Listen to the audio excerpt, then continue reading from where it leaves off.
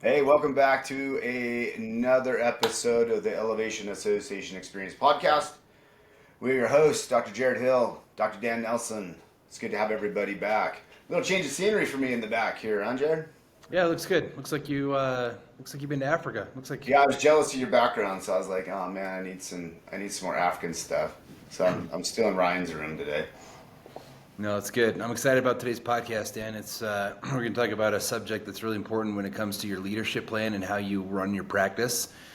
I think it's an area that's probably greatly misunderstood and undervalued also in the process. And I'm excited to show the highlights of this part of the leadership plan and how to implement it more into your practice and dive into it and talk about it for this episode. So looking forward to it.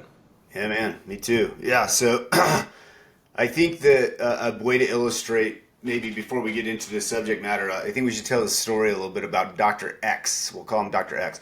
Dr. X is a good friend of ours, awesome freaking dude. He's a client of EA that we were meeting with recently, and he's got some interesting situations. He's a very capable guy, and I think that that's important to state that up front as we talk about the situation that he found himself in. And so he for the last little while has been wanting to scale his practice. He wants to eventually get a couple docs. His idea is to have a maybe a partner or maybe even a group practice. And but in order to do that, he's got to scale. Well, he's kind of stalled out. He's growing pretty good, but not at the rate that he wants. And so we were meeting with him, trying to discuss, well, what do you think is holding it up? What's damming up the project? And we started to realize that he has an office manager who is gumming up the works, right? And so we'll come back to that office manager situation here in just a second. We did have him take, so we have our clients take what is called the Visionary Integrator quiz. Okay, so now we're starting to get into the subject matter of the podcast.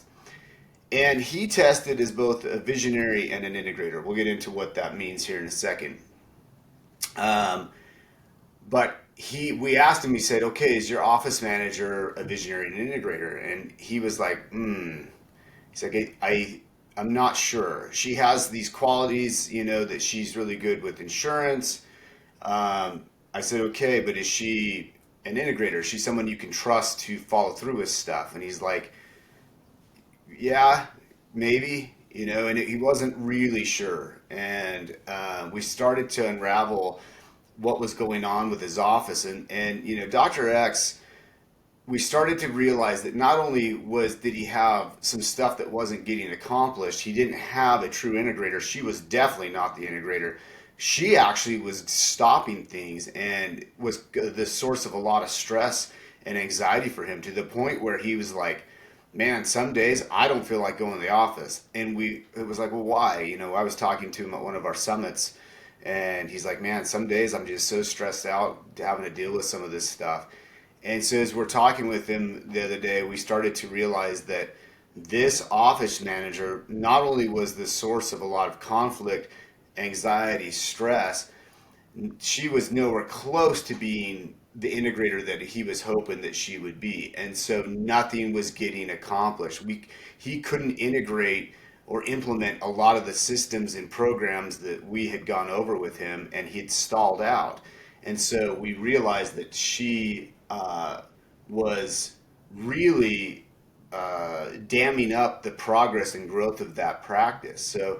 And so that's what we want to talk a little bit about today is that if you don't know your role, right? You have to know your role. You have to know, am I a visionary? Am I an integrator? So we're going to talk about what those are and the importance of having both in your office. It's extremely important to have both in your office.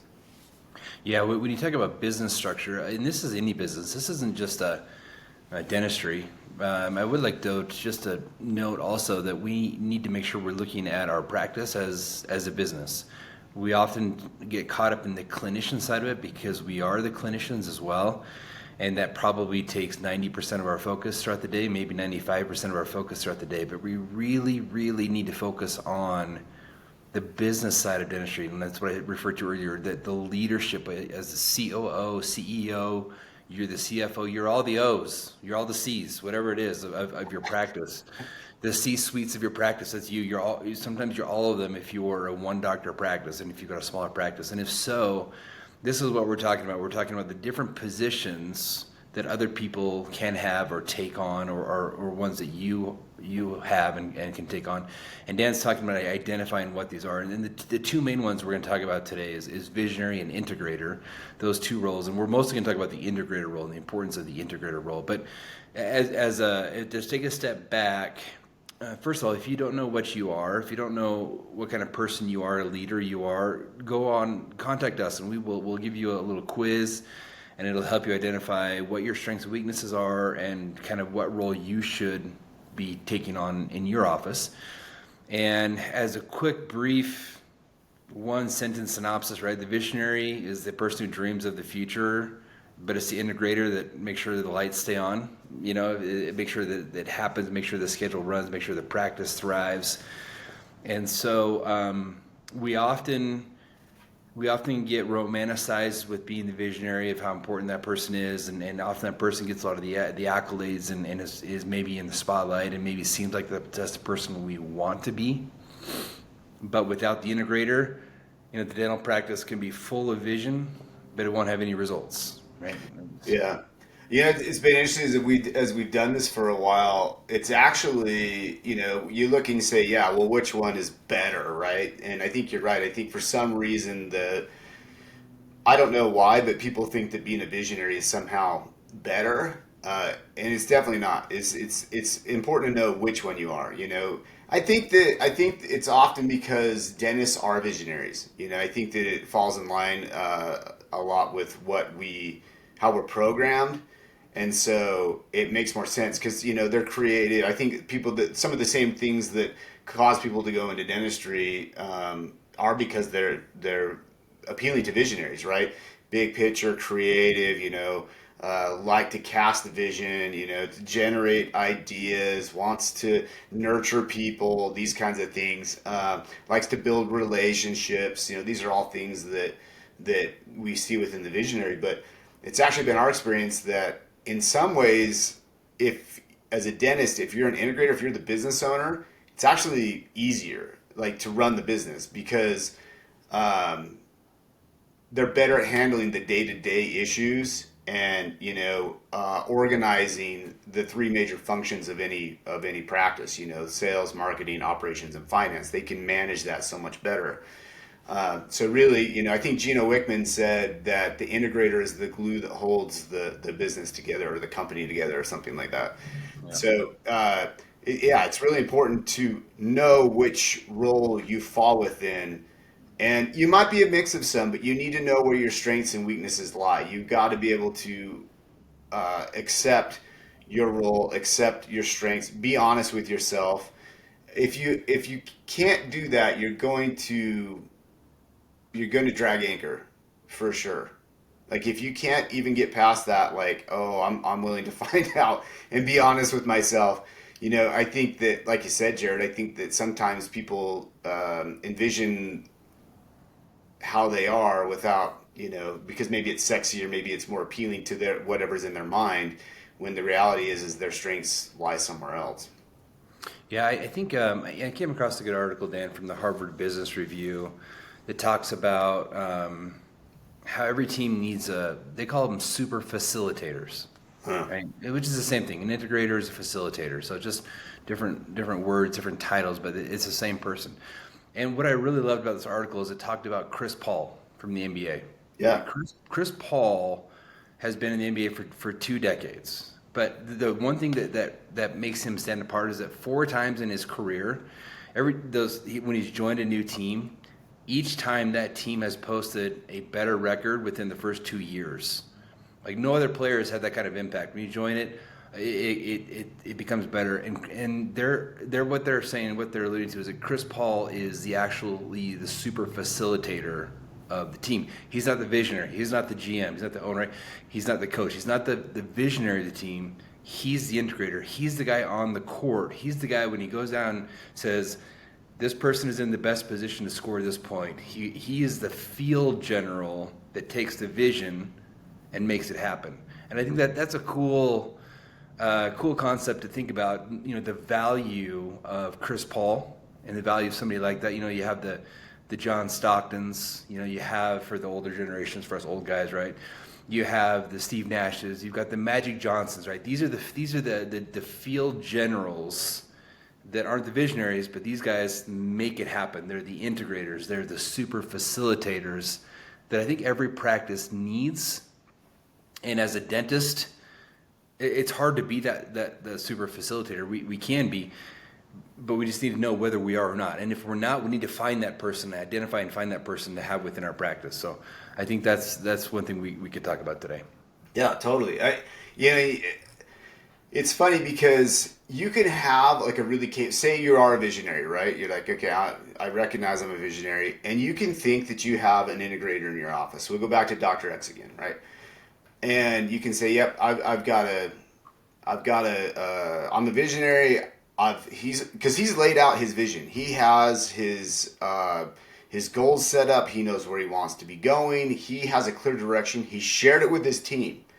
Right, they all know, like, yeah, this is where I want to go, but there's nothing happening. There's no implementation, right?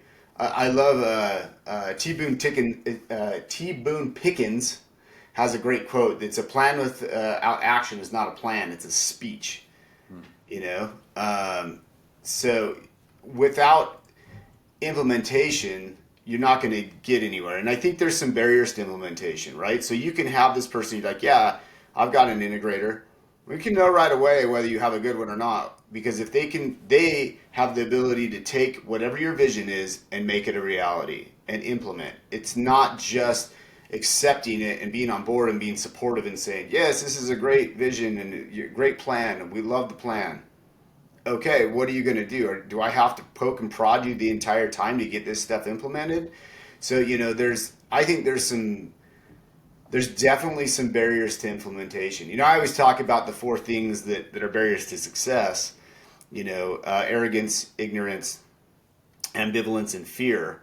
You know, any of those things could be what's happening. Maybe you do have a good integrator, but you don't. Maybe they're not empowered. Maybe you're micromanaging to the point where they're not able to do anything.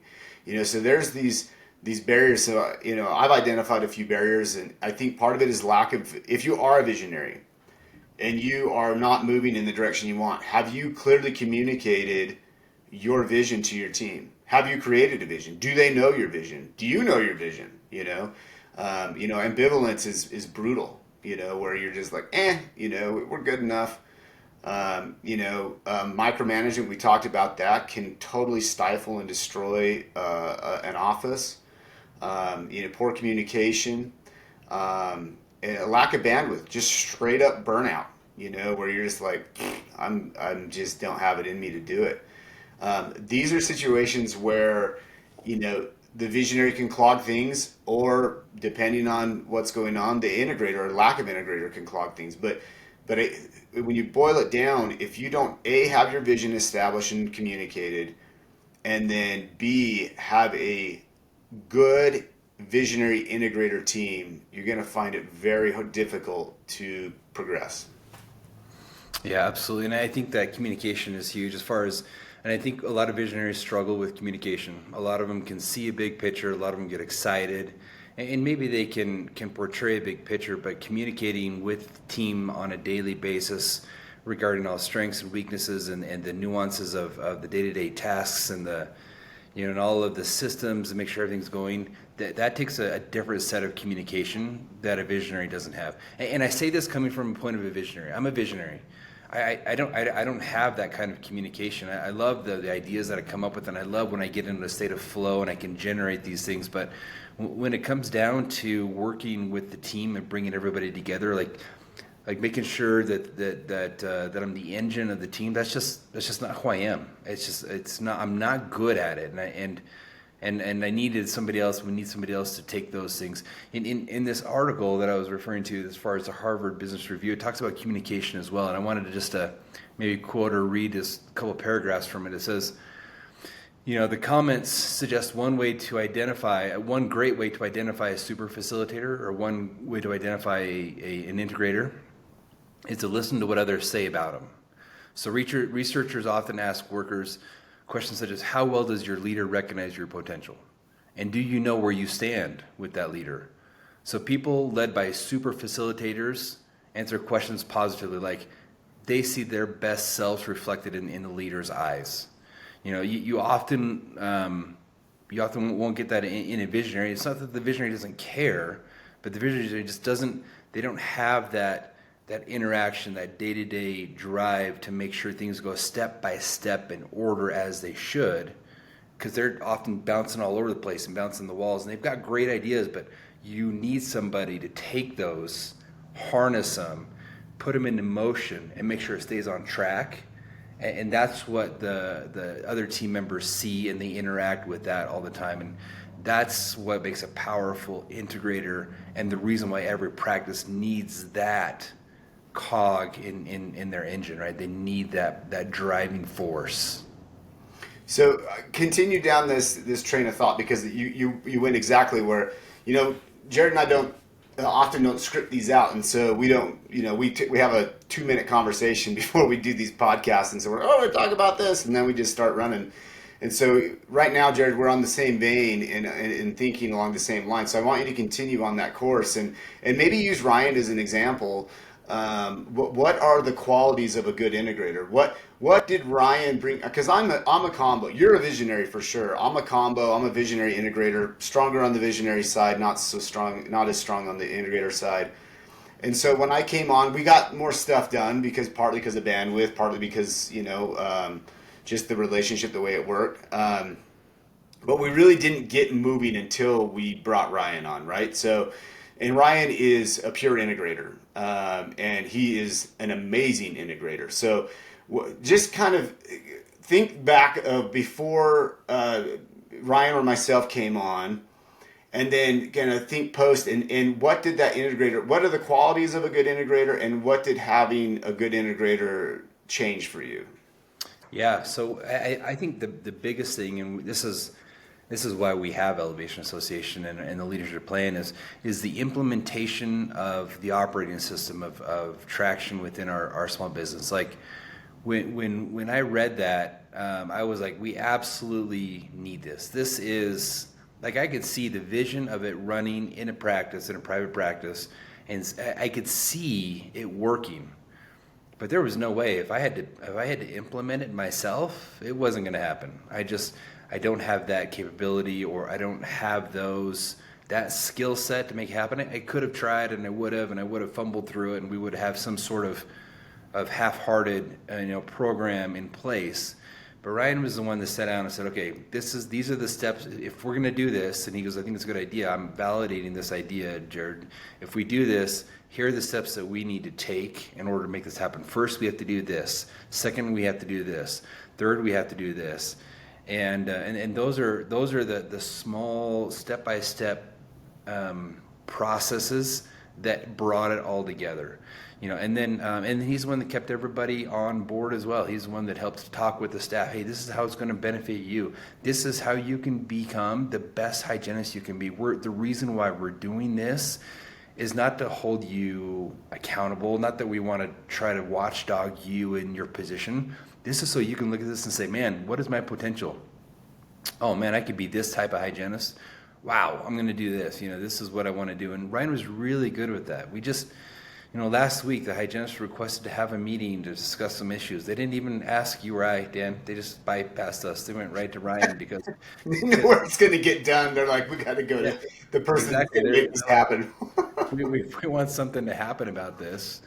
They have these. He's a really good collaborator. Listens, talks. They feel valued around him as well. And so I think that's the value. And often, we don't have a lot of time during the day to sit down and have those discussions. As the dentist, this is also one of the struggles, right? Is not just as a visionary, but as the producers, as the dentists, we don't often have those moments where we can sit back and we can set aside a half hour, 45 minutes, an hour. We just don't have that kind of time at our disposal, which is terrible. I mean, as a visionary, fine. As an integrator, you need to have that time to be able to run that offense. Like Chris Paul's main job is to run the offense, right? So he reads momentum, he feeds the hot hands, he gets new players involved, sets up these struggling team members, for easy wins to boost the players' confidence. That's exactly what Ryan does, right? He sets these teammates up for success, boosts their confidence, and just make sure that they're all bought into the vision that the visionary then is producing, right? So it's a total team effort. Like I said, there's not that I don't want to be disparaging towards visionaries either, because they're just as important. Like they're side by side. Yin and yang. You can't have one without the other, right? Yeah. And it's hard to be both. You can, and sometimes you have to play that role. Especially when you got 2 people, 3 people in your office. Sometimes you have to play that role for a bit. But as you start to develop or grow, those are the first 2 positions that you should, I think, separate. And you should have, a strong visionary and a strong integrator, and you should be working together to make sure that plan takes effect and it happens. Yeah, I think you identified 3 big standout things to me. Organization for one. They bring organization. Good integrator brings organization to the table, right? So the visionary sets the vision, sets the course. Says this is so then the integrator says, all right, let's get this mess organized. Let's untangle the Christmas light wad, and get these lights hung up. And then the second thing is data. Being able to interpret data, understand data points, looking for data-driven decision making rather than emotional-based decision making, and then fostering an environment that is safe. That's one of the things that is like you didn't say that directly, but you alluded to it, that everybody feels like they can go to Ryan because he's fostered an environment where of open communication, where they feel like they can discuss stuff with him, and then follow through. That's huge, right? He's going to make sure, and as visionaries, we drop the ball a lot. Like, you talk about that, visionaries aren't good at follow through. They love the idea of generating a new idea, but they need someone to make that. If it's a good idea, they need to be able to recognize it's a good idea and make it stick. The other important role that we haven't talked about that an integrator plays is, as visionaries, sometimes we start shooting off ideas. I know that I get in a point where when my visionary part of my brain kicks on, I just start going like a million miles an hour. The ADHD kicks on, and the brain just starts going, and I start spitballing all sorts of stuff. And especially if it's you and me, it can be bad where we start like, yeah, let's go down this terrible idea. Let's make this thing. We start feeding off each other, and it's sometimes it's a terrible idea, and so Ryan will be like, yeah, did you guys think about this, or this? And we're like, no, we were busy getting excited over something dumb, so it's good to have an integrator just come in and say, all right, guys, pump the brakes. Maybe this isn't the best thing right now. Maybe we need to look at a different avenue. I can see where you're going with this. Maybe if we did it this way, being able to take something and shoot it down sometimes is an important thing to happen, because you can end up, with some kind of wild ideas that maybe need to stay in the wild. They don't need to be domesticated. Which I think is important to note that that's a positive attribute, because Yeah. in my personal relationship, my wife and I, my wife is the integrator of our family. She has strong integrator skills. And at first that was a struggle for us, because I would be frustrated that she wouldn't like all of my ideas. I had a lot of ideas. I thought a lot of them were great, and she used to consider herself as a matter of fact, she labeled herself the dream crusher. The dream crusher. Yeah, and I kind of went along with that, like, yeah, you're crushing my dreams. When in actuality, it's more like, no, that was a dumb dream anyways, right? Like, but as a visionary, you don't see that, and you don't recognize that, and you need somebody to be like, you know what, let's put a pin in that, and we'll come back to it never. But but thanks for bringing that up, sort of. But you need somebody to be that and do that. You know, it's crowds aren't always wise, right? Groupthink is not always a great thing. Like you need somebody to fight against that to a certain degree, right? Yeah, mob mentality can be bad, right? Like Yeah, right. there's definitely well, and if she hadn't been there, you might be in Tonga. You know, Which I still I don't don't think know is a if that's good a good or idea. bad thing, but I don't think that your kids would have appreciated it as much as you would have appreciated being in Tonga. Yeah, Yeah, and that's something too, Jared. That you know, you when we were discussing, we had a talk after we were talking to Dr. X, and you said, you know what, I can relate to that guy on a lot of levels. And one of the things that you had talked about before, when you were by yourself, was with the lack of a good integrator comes a certain amount of anxiety, just inherent. If you're a visionary and you don't have an integrator, that brings anxiety into your life. The fact that you do have these dreams and goals and they're not coming to fruition, you know, maybe not at all, maybe not in the way you want, that causes conflict in your life and you start to build anxiety, and that anxiety compounds to the point where I know a lot of docs shut down. yeah, no, absolutely. I mean, the reality is when it comes to long-term vision, when it comes to problem solving, innovation, one person seldom has all the answers.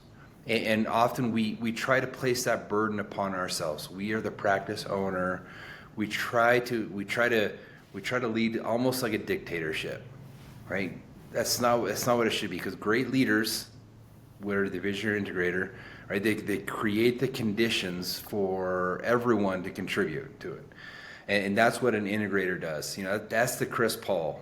Like Chris Paul doesn't take all the spotlight. He doesn't demand to take the shot. He doesn't demand to have the ball. He demands to have the ball at the beginning so he can start the process, and then he can pass it off to whoever has the hot hand, or who's ever in the best position then to score. And I think that's what an integrator does, and the value of it. And I think that's why, you know, I can relate to Dr. X, is because I was trying to do all those things. I was trying to bring the ball down the court. I was trying to put myself in the position. I was trying to score. I was trying to be in the spotlight. I was trying to be the post interview afterwards. I was trying to do all of those things because I thought I had to. I thought that was my responsibility. I thought that was what was demanded of me. And when team members would ask me questions and fire stuff at me, I felt like I had to have the answers all the time, rather than say, okay, you know what, here's the long-term vision, here's our problem-solving process.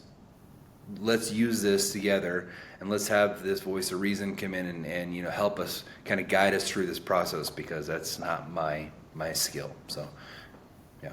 Yeah, and I think it's important to note that, you know, we don't want to construe the identity of a visionary. Visionaries aren't just dreamers. They're not just head in the clouds, like, oh, la di da. Like, you know, they are. It's to be a visionary is an engaging endeavor, right? That's an engaging thing that takes a lot of takes energy to be a good visionary. Um, you know, it's about, you also are actively working on things, but in a different light than an integrator does. And an integrator, you know, and it's not like you're all one thing or the other. But an integrator is, again, we're going back to that idea. Integrator is the one that can implement those dreams, right, and those visions. And it's not like an integrator doesn't come up with ideas either. You know, Ryan is constantly coming up with great ideas. And I think that an integrator is actually a wonderful idea generator, because as they're working through issues and problems, they start to see the big picture and go, oh, well, maybe if we did this, what if we did this, guys? And then the visionary can take that and go, does that fit within, you know, the visionary integrator team can sit down and say, okay, does that fit within the direction we want to go? Or maybe even sheds light in our case where we're like, oh, we need to shift gears. We actually want to change our vision and change our goals based on this new, you know, set of information that we've just sorted through. So it's that team dynamic that is really important, you know, and that's really what we're trying to beat home in this podcast today, is that having that visionary integrator team is paramount.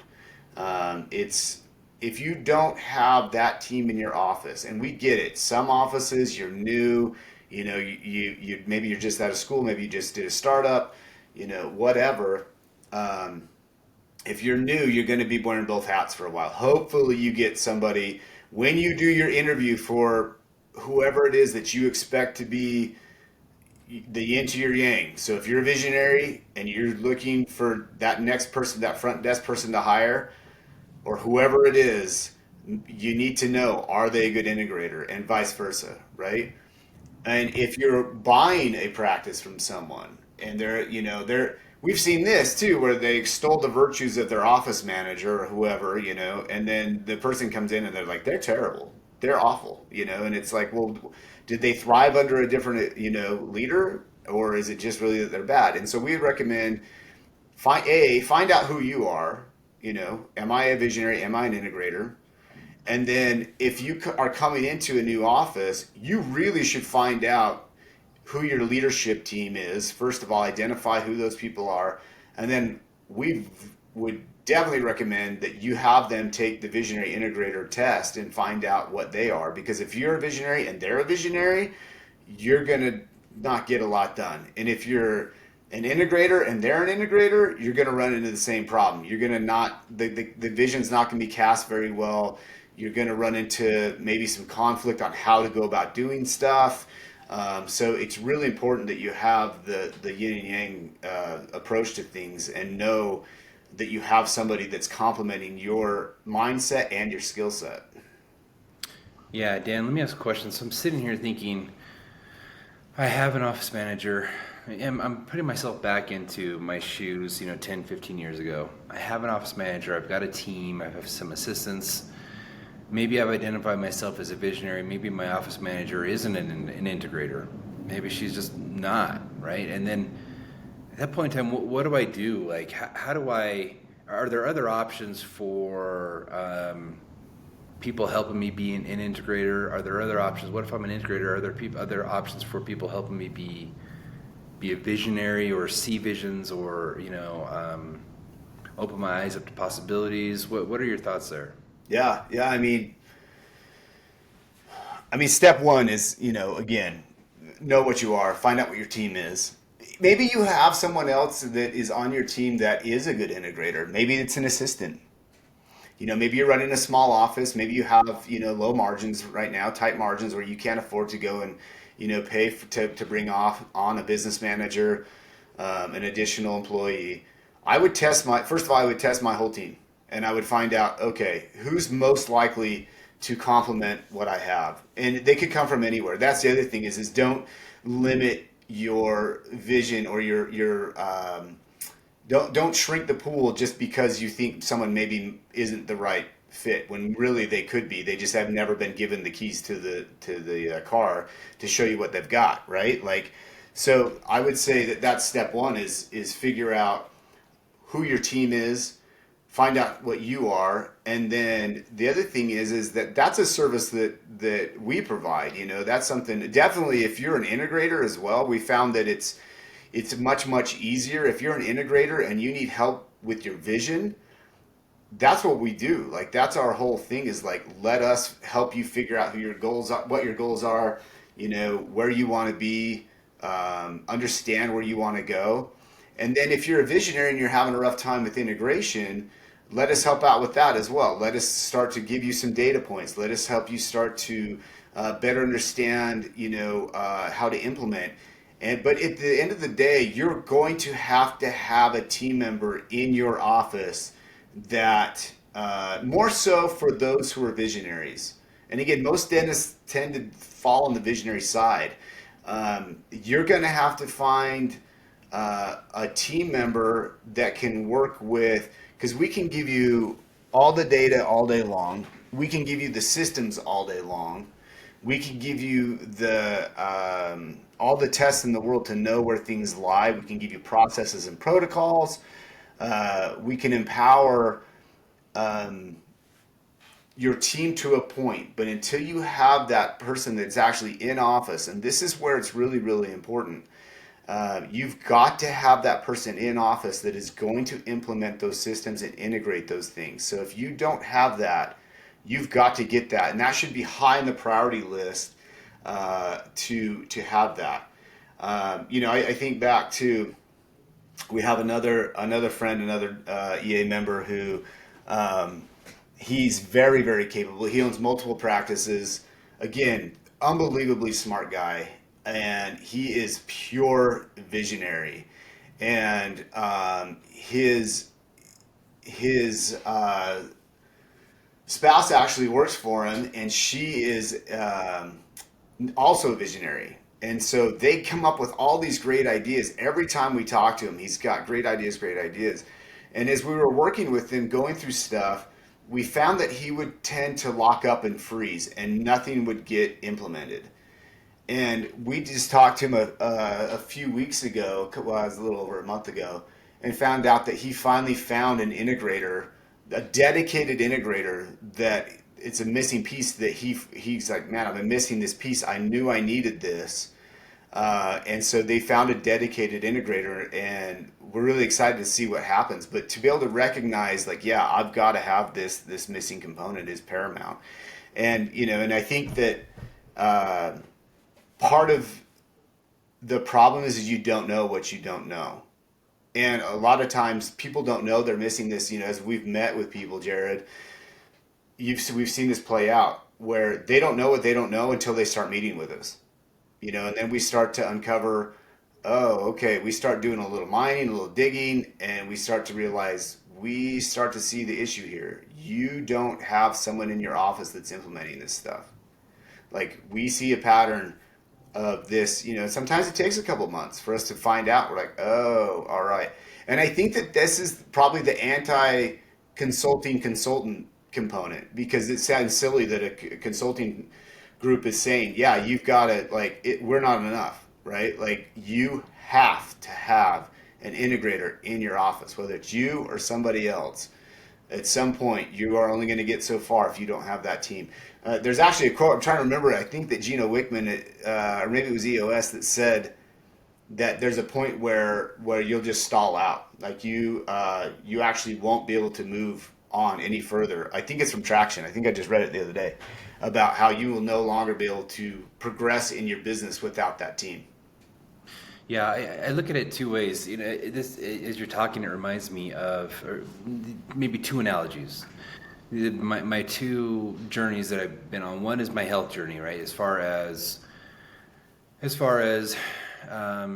becoming the best version of myself. And I can live, and I can live a healthy lifestyle. I can work out. I can find workouts on my own. I can research them. I can find the diet plans. I can do all those things by myself, and I can achieve a certain amount of health, which is probably going to be healthier than most people, and a very sustainable life until the day I die. I would say that's how most people live. Or you can find that one person that is going to help you optimize that process, that vision of, I want to be the best version of myself. Listen, that's my vision. I need somebody to give me and help me walk through this process, and to make sure I stay on track and make sure I take the proper steps, step by step, in order for me to achieve the actual optimal health. Sitting with your practice. You can practice like you have been practicing forever, for the rest of your life, and you can make money, and you can survive, and you can live great, right? Or you can take it to the next level. This is what this is. This is taking it to the next level. Let's offload some of these responsibilities in more capable hands, people who are better at it than you. I'm not saying you can't do it. You can. But there's probably somebody who can do it better than you, and allows you then to focus on what you're really good at. Yep. The other thing I thought of is, in high school, I played basketball, and our senior year, our coach decided to go from a kind of an average height team to small. We decided to let's go small. We're going to run and gun. We're just going to shoot, and we're going to score more points than the other team. And so I was then the tallest person on the team, and I had to play the 5 position, which is the center. And I played that position, and I was fine, and I played all season, but it wasn't my optimal position. I'm more of a 3 or a 4. I'm better at that. And frankly, it was kind of disheartening that I got crushed a lot, as far as guarding these guys that are bigger and better at that position than I am. but we did it, right? And I think the same thing with your practice is like you can continue in playing that role of visionary, integrator, dentist, all those roles you can, or you can say, you know what, I need to optimize my practice, and here's a way to optimize it. I'm going to find out what I am, what my strengths are. I'm a really good 3 and or a really good 4, or whatever it is, or whatever your position is, and then I'm going to surround myself with an incredible point guard. I'm going to with a guy who can or a girl who can see the whole court and can distribute that. I'm going to and then I need an incredible shooting guard over here that's what they're good at. They're not going to go in and get the rebounds. They're not going to do this. This is what they're good at. And that's how you need to construct your dental team as you're putting it together. So as you have your team, great. Assess what you have currently. What strengths do I have? Do I have a point guard? Do I have a shooter? Do I have this? If not, I start to identify what you need and then create that vision for growth. And that's where we can come into and we can help you. We can say, okay, here's how we can help you build that optimized leadership plan for future growth. And yes, maybe we're your integrator for 6 months or 8 months or whatever it is, and we can help you with these processes, protocols. We can even come to your office. We can do whatever, but that's not a long-term solution like Dan is saying. Some consultants or coaches, they want to be that long-term position. We don't want to be that long-term position. That's not sustainable. It's not the best for you or your practice. The best for you, your practice, is to get that person in, create that relationship, engage in that relationship, and then all of a sudden that's when you take off, and that's when we say, see you later. Now let's give back and find a way to help other people do it. Yeah, and I think if you want to continue on that basketball analogy, there's 2 things that I look at that make a lot of sense. One is that you could take Michael Jordan, LeBron, Kobe, arguably the 3 most dominant players in the game, right? If you stuck them on the court by themselves and expected them to play every position, to fill all the roles, I don't care how good those dudes are. They're going to get crushed by a 5-man team. If they're playing against a 5-man team, they're going to get crushed, right? And that's the rules of the game. So if you are trying to play all the positions and roles by yourself, you're going to get crushed eventually. I mean, you can maybe stay out for a while. You maybe maybe get a Hail Mary every once in a while or something like that, but eventually it's going to crush you. And there's a quote by Steve Jobs that he says, it doesn't make sense to hire smart people and tell them what to do. We hire smart people so they can tell us what to do. And so that's the other part of this that we haven't even touched on. But you alluded to building your accountability chart and letting us help build the accountability chart and all these other things. Like I was saying earlier, is that, yeah, we can do all that stuff, but at the end of the day, you've got to kind of turn it over to your team, and you've got to have the right team in place. And then the other side of that is that you've got to relinquish control as well and let them help out. Again, you look at, let's keep talking basketball. Allen Iverson, he scored a lot of points, tons of points. One of the most selfish players in the game. And could their teams have done better had he been less selfish? Absolutely. Would he have been better playing in the position he was as a dominant scorer and having maybe a good, someone that fed him the ball more, where he was just always creating things on his own? Was like, yeah, wow, you did great, but your teams never did all that great because you were so unidimensional, and he didn't have to be, So people that are like, who the heck is Allen Iverson? You just Google search it. Yeah, amazing highlights, but. Yeah, I love it. It's if you think about Magic Johnson too, back in the day, he was one of the few players that did play all 5 positions. Yeah, but he wasn't a great center. He played it, and he scored sometimes, and he could because of his versatility. And I think that's what we do often as dentists. We play these roles, and sometimes we do okay, sometimes we score, sometimes it's good, but he's never going to be Kareem Abdul-Jabbar. He's never going to be. He's never going to be, this point guard or this center. Magic is who he was at best when he was directing the court. He was directing flow. He was distributing. That was really where his superpower was, and that's when the Lakers thrived. Was when he fed the ball to James Worthy or Byron Scott or Michael Cooper out shooting or Kareem down low. Right. That was what the team was. As a unit, and I think that's where the strength lies. And so you just said names that these younger docs are going to be like, I don't know anybody that Jared just said. He said Jared is going to go enjoy some time with his grandkids, obviously. I mean, it's flexing our age here. Yeah, the other thing I thought about with the basketball analogy is the fact that, even though you have to have key players, that doesn't mean the head coach is gone. They still need a coach. But that's the thing is like you wouldn't want one of the head coaches to jump back on the court and fill a position, right? Like you want the right players on the court. Could a coach jump in and play? Some of them are retired players, so maybe they could. Maybe they could jump in and fill a position for a minute. But that's not who you want out on the court. That's not who you want in the game. And so, does that coach play a pivotal role? 100%. And yeah, I'm self promoting for sure because I understand the value of a good coach or a good consultant within a practice. Having that is as important as having a good attorney. It's as important as having a good accountant, a good bookkeeper. You have to build this team that is supportive to your dreams and your goals, and part of that is a coach.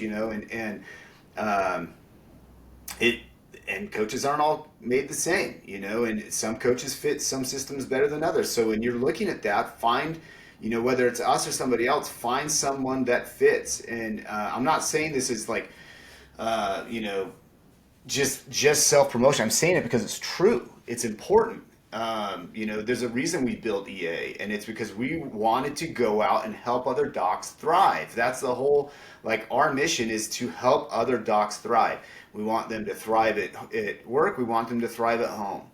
And so that can't be dismissed, and it can't be like just thrown out the window and said, "Nope, I got this." Could a team play without a coach? Absolutely. Is there a time that you might have to do it on your own? 100%.